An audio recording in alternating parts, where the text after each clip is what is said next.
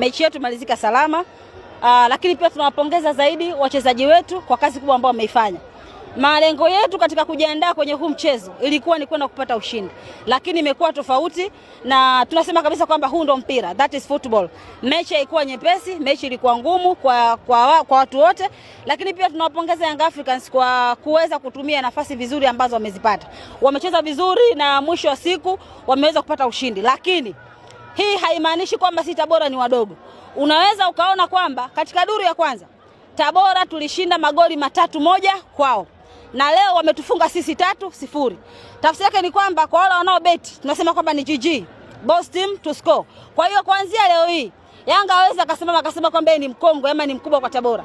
Sisi na Yanga sasa hivi level zetu ni moja, kwa sababu amecheza nyumbani kashinda, katufunga kwetu, na sisi pia tulimfunga kwake. Umeshanielewa?